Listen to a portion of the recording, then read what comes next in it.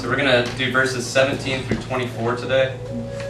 Sorry, 17 through 34 today.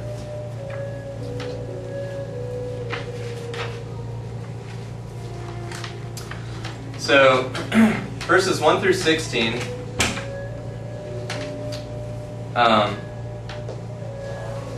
he discusses liberation, and he ends verse 16 by saying, "Supreme freedom is that complete liberation from the world of change that comes of knowing the unbounded self." So liberation is detachment or freedom from this world of change that we call, does anybody remember what the word for that was? The world of change, illusion? Maya. Maya. So it's an escape, it's a freedom from this world of change. You're no longer bound by karma, by cause and effect. You see through the change, you see through the transient nature of reality, and you are grounded and rooted in this unbounded field of consciousness. Okay? So 17, verse 17, he's going to get into samadhi. Now, we talked a little bit about samadhi last time. The settled mind is known as samadhi. Simple enough. In samprajnata samadhi, the settled state is accompanied by mental activity.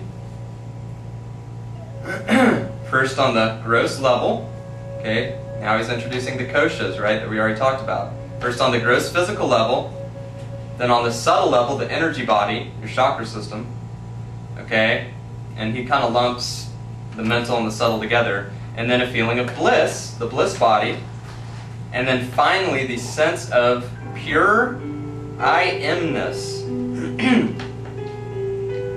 A sense of pure I-amness. This is what you sense after you've been meditating for a while and the mind becomes settled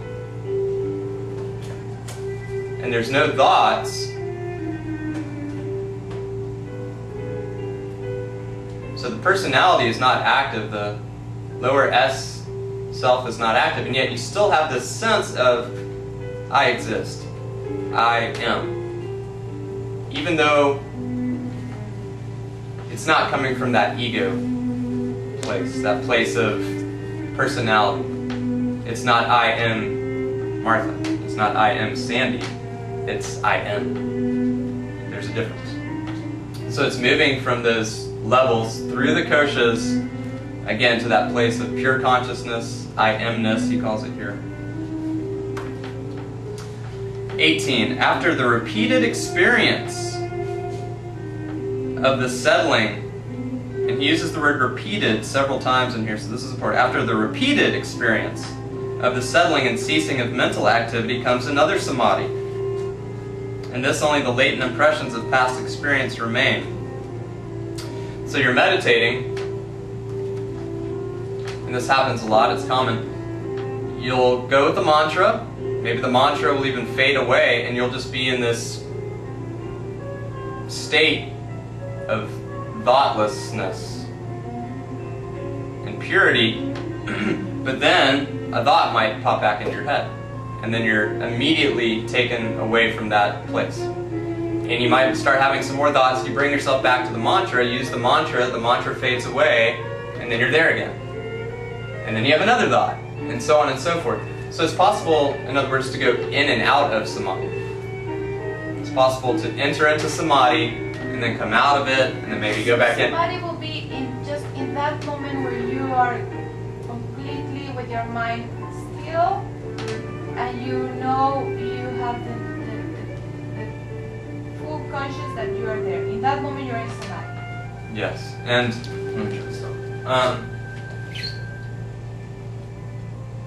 samadhi is very hard, you know. Samadhi is hard to put into words, so it's hard to describe. But essentially, it's a thought-free state for the most part. You can have the lower levels of samadhi even when you're having thoughts. And I told you before, even when you're reciting your mantra, you can actually experience lower levels of samadhi.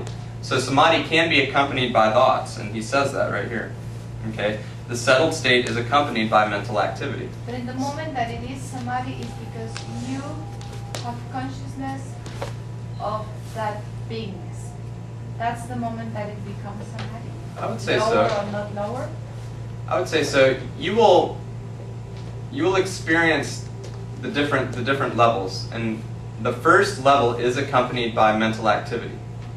But the difference is, whereas you're normally disturbed a little bit by mental activity, and you react to mental activity, and you identify with it, when you're in samadhi, you don't. That's it. So you might have the same thoughts arising, but your relationship to those thoughts has changed. So even though you are thinking about that, because samadhi, as I see it, is like the feeling that we talked about before, the feeling that you can relate to the whole universe, and you feel like you can be anything. Like you can be a rock, you can be a tree. You relate to every single of life aspect, right? Yes, and that's a little bit, probably a little bit higher samadhi that you're describing. This oneness, this feeling of oneness with everything, is probably a little bit higher samadhi than what I'm describing. The first level of samadhi is accompanied by mental activity. And you'll know you're there when you're having thoughts, but they don't distract Affect you. They don't affect you Like, at all. Put You're it unaffected. a stupid example. Mhm. You are meditating, it happened the other day. And the phone rings. Mhm. If you're in samadhi, you don't care. And if you're in samadhi, I need to check. Who is it? And then I stop. Right. Then you're not in samadhi. That Right. example. That's a perfect example. That's a good example. Or not getting frustrated because you're having those thoughts. No frustration, Yeah, because there's that no to me would be- emotional- If it's there, but like it's me, it's like, stop, you know. The waves have ceased in Yeah. samadhi. Okay, remember I had that diagram with the wavelengths Yeah, and the yeah. frequencies? There are no waves in samadhi. So it's like, when you have an emotional reaction to something, that's a wave, right? Some energetic frequency is starting to happen, right? When you have a thought, there's a thought form that is actually a vibratory thing. It exists in some form.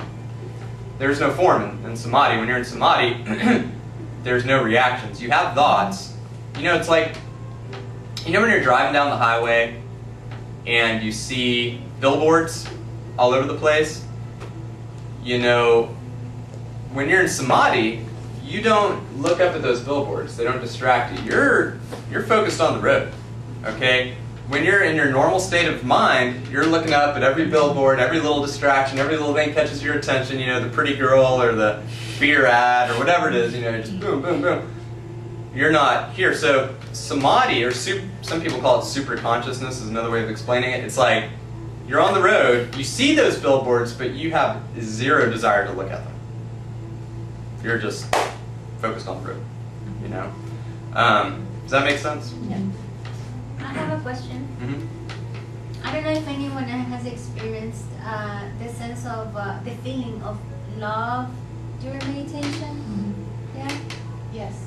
Okay. So when you feel that experience of love, that sometimes can be overwhelming. You know, you feel this love, and then you get into a kind of like a trance of like enjoying in that pure love that is given to you, that you can feel around. Is that kind of like a samadhi or not? Sure, and that can, you know, these feelings of love and unconditional love for like everything and everyone is an effect of superconscious meditation. So you could say that is A goal. an effect of samadhi.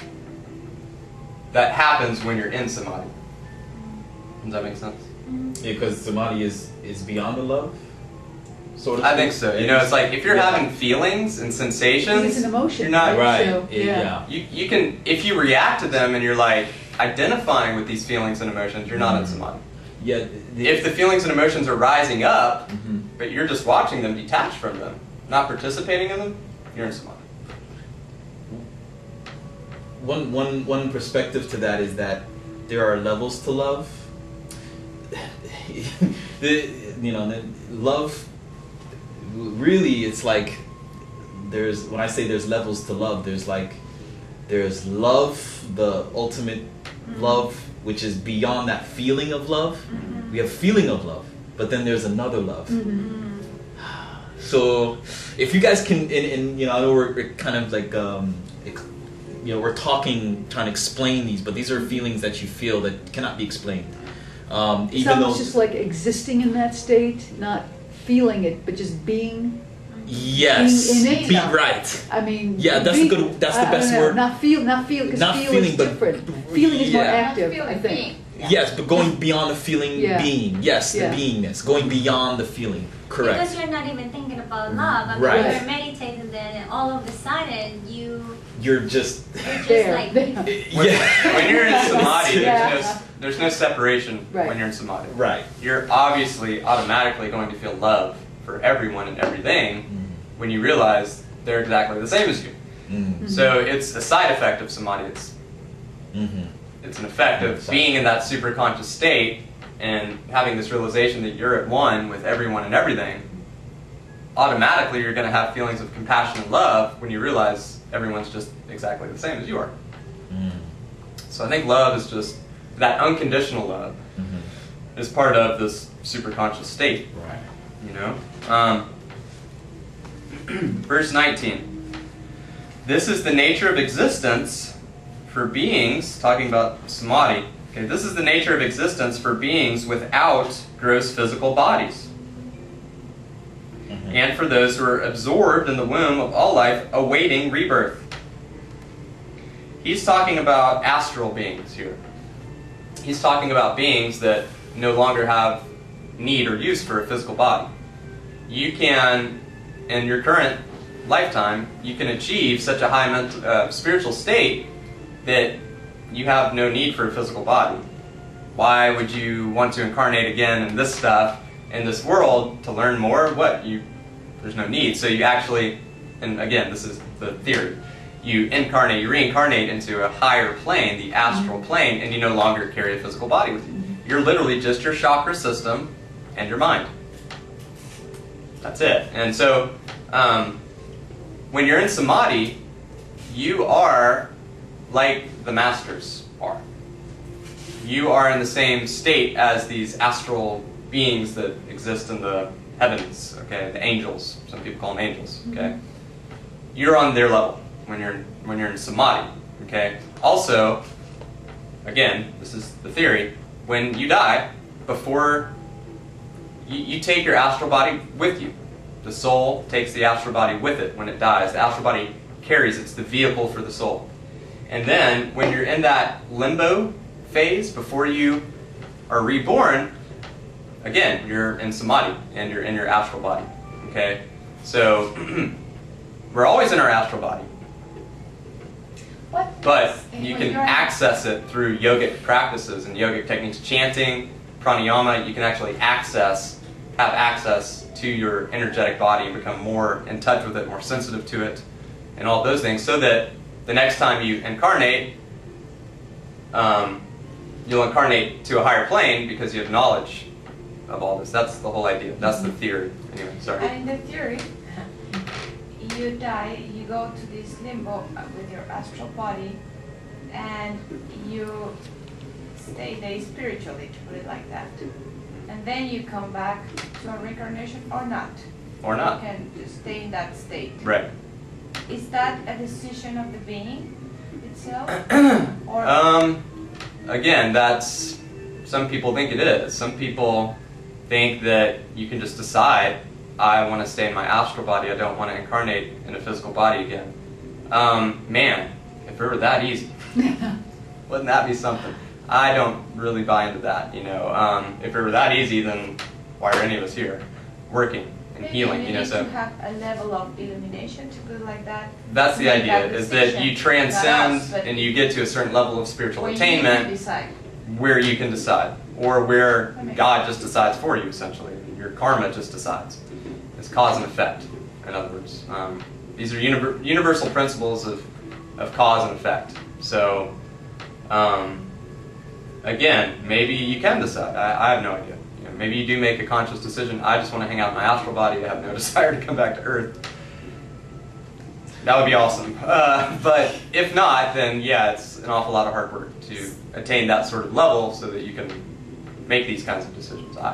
These are mysteries that I don't have answers Well, and I think Yeah. these are questions that exist in every faith, Yes, Oh, every gotcha. absolutely. spiritual belief. And in the every world. tradition Who has their knows? own way of Everyone. answering Who it. knows how it all works? you Yeah, know? exactly. Yeah. So yeah, like again, these are just from the sutras, which he gave from his, Yes. from the Vedas, the theories Right. and the. So these are things for, again, even though we this is yogic philosophy, it's still something to be experienced.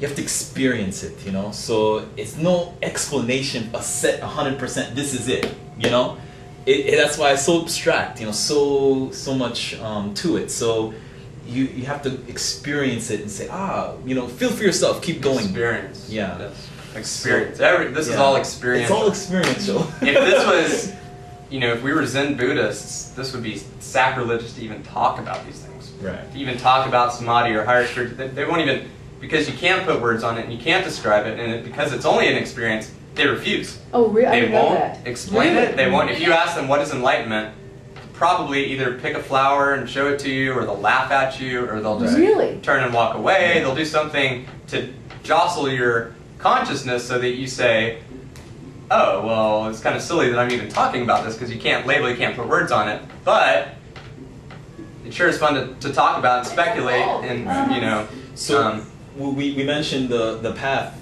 this morning. We talked about 4 paths briefly, and so this would be that path we talked about. That was the philosophical jhana. jhana yoga. So that's that. So talking about this all day would be jhana yoga, because that's the yoga practicing the philosoph to really decipher and try to figure out with our brains. Even though we can't figure it out with our brains, because our brains can comprehend it, it's beyond our brain. So this is what I'm saying. So this would be just talking all day about this would be the jhana yoga path. So that's more like where the sutras Definitely lie. Definitely. Verse 20. For others, this samadhi is preceded by trust, perseverance, recollection, tranquility, and wisdom. So if you're not an astral being, then you need to have a disciplined endeavor, attentive meditation practice, insights, unwavering faith, and the unveiling and emergence of your innate knowledge. Okay? It is near, verse 21, it is near for those who ardently desire it. 22, yet even among them there are degrees, mild, moderate, and intense. Verse 23, page 94 now. It can also come from complete surrender to the Almighty Lord. Okay? Now, when Patanjali talks about surrender to the Lord, he's not talking about what we would normally think of as surrender to the Lord. I mean, he's talking about complete and utter surrender to the Lord, where your personality, yourself, your interests, your everything is completely set aside. And your entire life is just devoted to God, to worship, to ritual, to yoga, to meditation, so on and so forth. For most of us, especially in Western society, that's impossible. Now, in your heart, you can completely surrender, but in your life and your lifestyle, it's difficult, right? Verse 24. The Lord is a unique being who exists beyond all suffering. Unblemished by action, he is free from both its causes and effects. He is free from karma. Okay, God. He's talking about God now. Unbounded consciousness is free from karma. Okay? That's why, and your soul, at its core, is free from karma. Unfortunately, we're bound by karma in this body. Okay?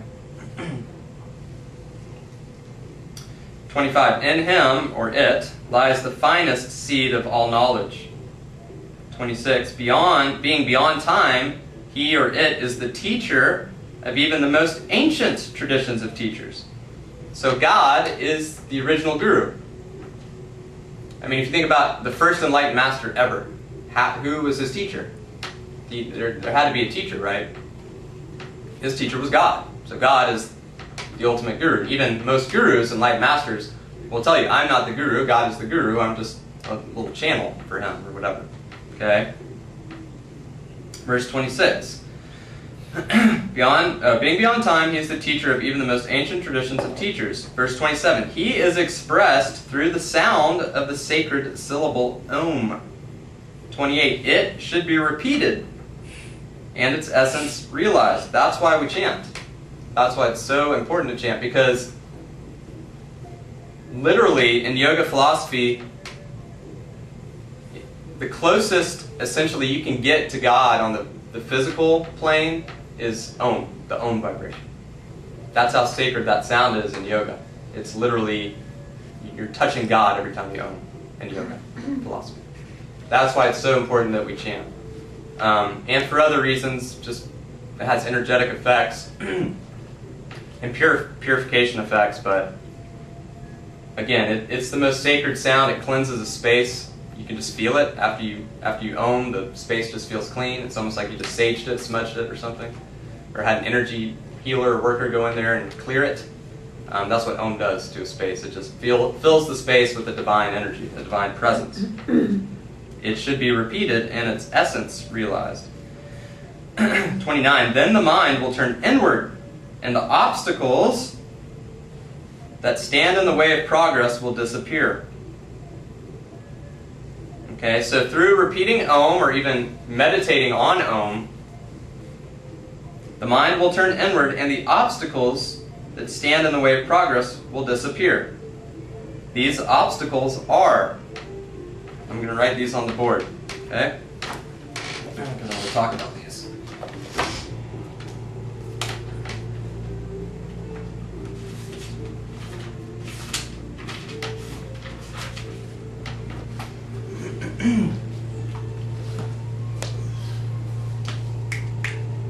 Okay, so the obstacles.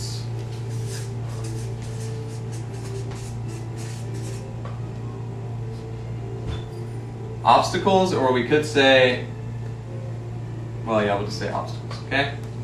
So illness, obviously, big one. Fatigue, doubt, carelessness,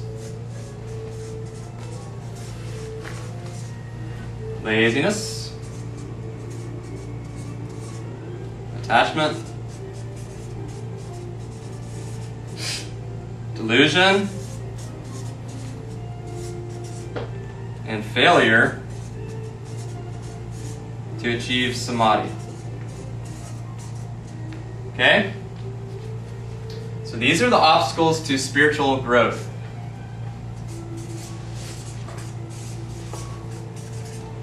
Illness, fatigue, doubt, carelessness, laziness, attachment, delusion, and failure to achieve samadhi. Okay? So let's think about what are the opposites of these then. What's the opposite of illness? Health. Health.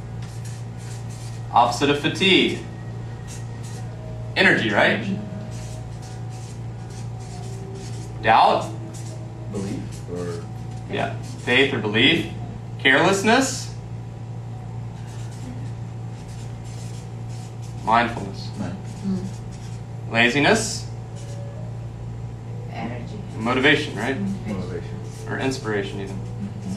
On a higher level. Attachment, that's easy. Detachment, Yeah. Inspiration, what we learned, yeah. Yeah. Delusion, say understanding. And failure to achieve samadhi, achieving samadhi. Okay? So, this is what a yogi should look like. Okay, Patanjali tells us exactly what a yogi ought to look like. Gives us a pretty good description. Although he tells us the opposite, but we can infer from that that a yogi, to perform at their optimum level and to grow, needs to be healthy. They need to be energetic. They need to have faith. They need to be mindful. They need to be motivated, inspired, non-attached, detached. They need to be enlightened, to have correct or right understanding, and they need to achieve samadhi. Pretty simple. Right? Yeah, don't, I should have said before, don't be going down this checklist going, oh man, I'm tired right now. And I'm really doubting what Chris is saying. You know, he's full of it. And this morning I spilled coffee on myself, and man, I've got this stupid coffee addiction, and I didn't read chapter 1 of my anatomy book. I was supposed to. And, to samadhi, please. So don't do that. Don't focus on these. I always say focus on the positive. That's why I did this. Okay? Healthy, energetic, faithful, mindful, motivated, non-attached, enlightened. Okay? That's what a yogi looks like. And he goes on to say in verse 31, such distractions make the body, okay, restless. Okay, so restless body, coarse breathing, we'll say erratic breathing. Erratic breathing. And an agitated mind. Yeah. Earlier. Yes. And an agitated mind. So that's what these cause. So if you want to know what a yogi does not look like, they have a restless body, they're constantly shifting around, moving around, they can't sit still, they're just tapping their foot all the time, or scratching their head, chewing their fingernails, and smoking cigarettes, and restless. Erratic breathing. Okay, this is, you can, sometimes people in my yoga class, I mean, you know, you tell them to try and have equal parts inhale and exhale. Equal parts inhale and exhale. And they can't do it. They can't do it. Or it takes them a long time to even them out. And they never realized before that they have a really, long inhale and a really short exhale. Or like a really short inhale and a really long exhale. And they've never even thought about it. So I tell them, count to 3 on the inhale, count to 3 on the exhale. Get even parts inhale and exhale. Why? Because again, we have this yin energy and this yang energy. Sun energy, moon energy. And we want to balance those two. And we do that with the breath through pranayama. So if you've got, erratic breathing, your pranayama is off, your breath is off, you're going to feel unbalanced. You're going to feel erratic. We talked about a little bit about that earlier, actually. Martha mentioned hyperventilating. Hyperventilating, right? Yeah. People with this problem, obviously they got these things going on. So how do we, with the practice, we can rectify that? Yeah. So breathing, very important. Very important. And then an agitated mind. We call it monkey mind, right? Just can't settle the mind. Always obsessing over things. Worried about something. You're worried about something, that one thing gets taken care of, and then you're right on to the next worry, the next concern. That thing gets taken care of, let's find something else to worry about, or get mad about, or whatever. An agitated mind. Okay? So the opposite of this, okay, stillness. A still body. Okay? We'll just say good breathing. Or even breathing. Agitated mind, a still mind. So again, he tells us this is what a yogi ought to look like. Healthy, energetic, faithful, mindful, motivated, non-attached, understanding, experiences samadhi, stillness of body, good breathing, and a still mind. Beautiful. Beautiful. I mean, he tells you right there, that's what a yogi looks like. Pretty cool. So now we have a picture in our mind, okay, if I do all these things, all this asana, all this pranayama, these crazy breathing things Chris wants me to do, and this meditation stuff, well maybe, we can start to experience some of this stuff. And you already are. Some days, we have days when we're all of these, right? Yeah. And some days we have days when we're all of these. Right. Yeah. Sure. It's a what? It's a Balance. practice. Process. Takes time. But you know what I kind of like about that right column is it's achievable. Totally. I mean, it's not so like far out that very few of us humans can ever hope to That is attain. the only one. Well, that one might is a tough be, one. No. Let's put that one. That might be the only one. All this other Let's stuff table is. that one for a little bit. But It's yeah. easy. Yeah. And even this, this might seem hard, but right now what we're doing is cultivating this through philosophic discussions. And again, Right. even if you don't agree with everything that Patanjali says, at least you're increasing your understanding. I think that the one that is very hard from what you're saying is attachment. Because before, I mean, getting motivated, it's like, but not being attached to things, I think that's kind of the Not to key be that's emotional difficult. about Emotional yeah, attachments. yeah. We are Yeah. so To used our to have beliefs. attachments. Right. Oh yeah, that's a Anger, tough one. love, whatever, whichever, Exactly. good or bad. That Yeah. That was a tough one. Yeah. Attachment. So We all very have our things. Mhm. Okay. So such distractions make the body restless, the breathing coarse, and the mind agitated. They result in suffering. But they can be eliminated. Meaning suffering can be eliminated if the mind is repeatedly brought to a single focus.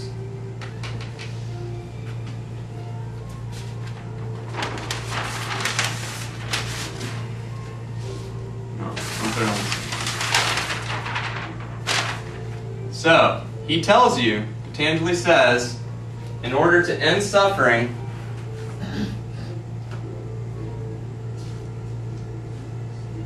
repeatedly, he uses the word repeatedly. Now, we can infer what that means. Most teachers I've heard say daily meditation. Repeatedly, and according to most folks, they translate that as daily samadhi. Okay? Bringing your attention to a single focus repeatedly. To me, that means daily meditation. And to most folks, daily meditation. So, actually, he tells you a formula right here.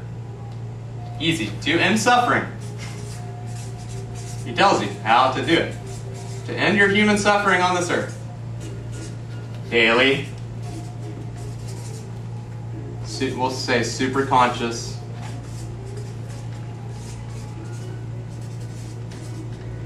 Meditation. Simple. He tells you to end your suffering on planet Earth. Do this. Meditate every day. To a point of samadhi or super consciousness. Now the people that I know that stick to this, and they actually do meditate every day and achieve some level of samadhi, even if it's just low levels, whatever, don't seem to suffer a whole lot. So experiment for yourself. This teacher training for you is a 3-month experiment. Do the pranayama every day, do the meditation every day, and you will start to experience super consciousness. You will start to experience that feeling when you're sitting still, the thoughts are arising, and you have absolutely zero reaction to them. They're there. They're just there. So what? Okay? You'll start to get there. And then eventually, once you get there and you're not attached to the thoughts, your thoughts are only as powerful as your reaction to them. Or your thoughts are only as powerful as the attention you give them. So once you get to a refined state of consciousness where you're no longer giving attention to your thoughts, they disappear. Is there a possibility that the mind that is trying or resisting to be stopped or to be, not the one in charge, to put it like that, do something to prevent you from meditation? Because I feel that Millions of things. it Millions of happened things. to me, and every time that I try to start meditating, something happens, or happened to me, or something, a headache comes, a phone that I have to run out, things like that, preventing me from doing my meditation, and I see it very obvious in that moment. Well, anything, there's a universal principle. Any life form, or anything that exists wants to stay existing. Like, nothing wants to die. Any leader in power wants to stay in power. Right? That's why these politicians and these fascist dictators go to any means necessary. Look at Gaddafi right now in Libya, right? They go to whatever means necessary to stay in power, because once you're in power, you want to remain in power. You want to hold on to that power. Your mind is your dictator. Your mind is this fascist dictator that lives inside your being that dictates everything to you and controls your life. So when you begin to revolt, you start the revolution, it's going to clamp down on you, just like Gaddafi's doing on the Libyan citizens, right? So, just know that the revolutions take time, right?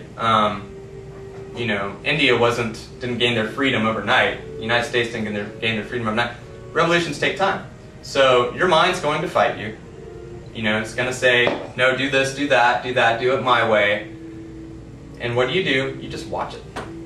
You don't say, no, don't do that. Or don't get frustrated with the mind or try to fight back at the mind. Don't try to fight fire with fire. It doesn't work. You just watch it. And eventually, again, your thoughts are only as powerful as the attention you give them. So if you stop giving those thoughts attention, they'll start to fade away. And it's tough. Most of my meditations are full of thoughts. And I know people that, Graham Fowler, who led our teacher training, he's a meditation master. This guy has meditated for 40 years. He'll tell you straight up, most of my meditations are full of thoughts, even now. Okay? But he has a different relationship with those thoughts than he used to, right? Well, let me ask you. It's totally different. So you're still having the same thoughts, but you're experiencing them in a completely different way. Completely different way. Since you've meditated a lot more than I have, at least, does it help to, I don't know if I can explain it, does it just happen that you detach from your thoughts, that you become not involved? Or can you, not during meditation, but prior to meditation, can you, can you train your mind consciously can you train yourself consciously to detach from your thoughts? Can you talk yourself, does talking to yourself, you can use, I don't know if I'm explaining. You can use that. affirmations. Yeah. A great affirmation to use is to go through everything that you're not. Mm-hmm. So you say, I'm not my personality. I'm not my body. I'm not my thoughts. I'm not my desires. I'm not my likes and dislikes. I'm not my emotions. I'm not my clothes. I'm not the people I hang out with. Blah, blah, blah, blah. That's a great way to start, because then you've got your mind, completely de-identified with everything that you're not, so that you can focus on what you are. You can use these little affirmations. They help a little. I tell you what helps more than anything is just bringing yourself back to that mantra over and over. That's how you train. That is training. Pretty much everything we're doing is training. All the asanas, everything. That's right. And the That's breathing, everything we're doing is you're training yourself, and that's what we talked about a little earlier about through the practice we are we're growing consciously and we're getting deeper. There's experience going on. Remember we said people go through experience and they don't know what it is in a class. Like, I feel something. It could be religious. They think it's spiritual, whatever. But it's something going on. This is them connecting to that deeper essence of themselves, and each time they practice, they'll feel something a little deeper. Or each time they meditate, they've already done a practice, so it's like they can calm their mind a little bit better than before. Right. So each time they do it with the practice, they'll get better. Remember that line he showed us the other day, where you're on the other, where you're going up in your upward motion. The upward motion. You're growing consciously. You're always getting deeper into that. But you're gonna have times when your thoughts are just gonna be crazy, and then fine. But then you're always gonna get back. But you're always going in. You're always growing consciously. Right. So there's gonna be ups and downs. Right. But now your general direction is up. Right. So those are does that kind of? It does, and I guess what I'm trying to say is just being aware of what your mind is doing to you doesn't make it any easier to make it stop. No, I tell Because people. we know. We know. No. I'm just as crazy as I always was. Yeah. I'm just more aware of it now. Right. There's one thing. There's one thing I can mention. It's being the observer of your thoughts or watching your thoughts. I know people say that a lot. There's one good description. Deepak Chopra. Do you guys know Deepak Chopra? No. Okay. He's a philosopher, a motivator. He said that he's a doctor, and he was in brain surgery, and they were doing brain surgery on this person. Now the person was awake during the brain surgery. He was under anesthesia, so he was awake. He couldn't feel, but he was awake. So, but he was able to move his body, right? So they say they pressed a part of his brain to move his arm up. The brain controls the body, right? Okay, right? So they probed a part of his brain to make his arm go up. They asked the guy, can you move your arm down? Yeah, and he moved it down. Even though they were pressing the part of his brain that was going up. So there's something else there, a chooser that made his arm go down. That's beyond the brain. The mind is maybe the computer. Right. But we are the one using the computer. So who's that we? Exactly, and that's what we're talking about. There you go. So once you can connect to that essence where you're that interpreter, you're that chooser, you're that person who that is, that energy, so whoever that is, connect to that to watch those thoughts. Yeah. You want to become the programmer. Right. You want to become the computer program. Write your own programs. You are. Right now, we're all living Exactly. out our own these programs. We're just kind of hardwired, and we got all these programs. You know, one program that tells me I'm not good enough. Another program that says, you know, I can't do that because of this limitation. Another program that says I'm better than this person because I have this house or this car. We have all these programs. You know, so it's like. You know, yoga is like the process of defragging your hard drive. Essentially, you take all these little bits and pieces that are in all these different parts of your hard drive that are all spread apart, and your computer's working like really inefficiently and slow. But then you defrag it, and it takes all these little bits and pieces, compartmentalize them, makes it super efficient and timely, and then you're working faster, you're working better, you're more functional. So essentially, yoga is like that process of defragging, you know, your hard drive, putting in that antivirus software, getting rid of all the viruses, all the bugs, just getting all the junk out, so that your hardware, right, can function along with your software. All right. So, we talked about how to end suffering. He says right here, it can be eliminated if the mind is repeatedly, and again repeatedly I'm interpreting as daily, brought to a single focus, samadhi or superconscious meditation. So if you do this every day, you begin to de-identify so much with your lower S self that you no longer suffer. You no longer have these obstacles. Okay? Verse 33. The mind becomes clear and serene when the qualities of the heart are cultivated. Friendliness toward the joyful. So he's telling you how to make your mind serene. Be friendly toward the joyful. Be compassionate toward the suffering. Have happiness toward the pure, and impartiality toward the impure. Okay, simple rules to live by. And then he says in 34, you can do all that, or you can just practice pranayama. Okay, 34, or through the practice of various breathing exercises, which you already know. I've taught you 3 that are all probably the 3 best. Yeah, I'm a little impartial, but probably the 3 best pranayamas you can do. And if you do them every day, you can have a mind that becomes clear and serene. Okay? Which helps lead into meditation. Okay?